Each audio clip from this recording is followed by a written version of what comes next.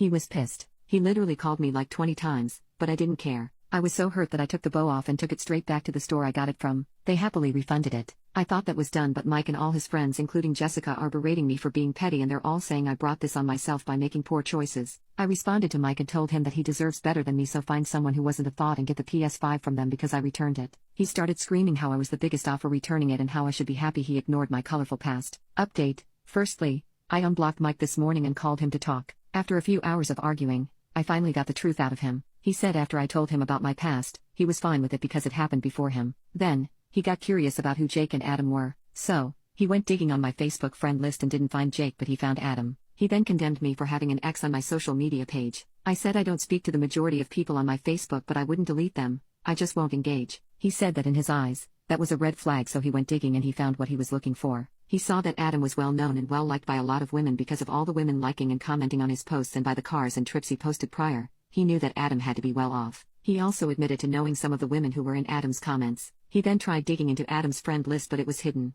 So he asked Jessica to stalk his likes, comments, and posts for a Jake. Sure enough, they found Jake, saw that Jake drove an expensive car, and came to the conclusion that I only date men with money. Note, Mike doesn't have money, so his entire analysis was dumb. Anyway, I asked him why he just didn't come to me, and he confessed that for a while, he thought I was interested in Jake and Adam for money because that's what women do. He then said that he and Jessica brought this situation up to his guy friends and they all agreed that this is how the situation went.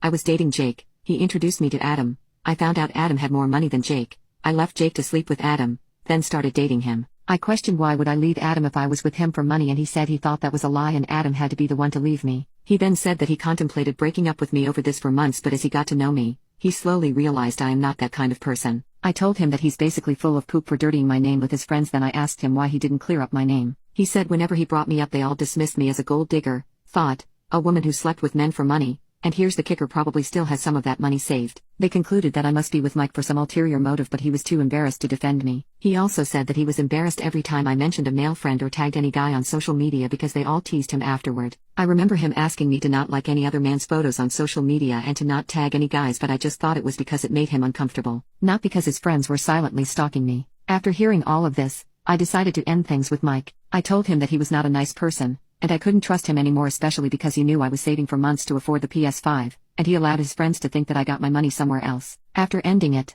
I said, "Oh, by the way, have you ever slept with Jessica?" He said no, but after she found Jake, she suggested that they hook up if he ever needs to get back at me in the future. I asked what she meant by getting back at me, and he said she was certain I would cheat on him with a wealthier man if I found one. He then said that he gave me the truth after all these years, so I should forgive him and give him another chance. But I didn't. I just thanked him for the good times, the memories, and for dirtying my name. Then I hung up and blocked him again.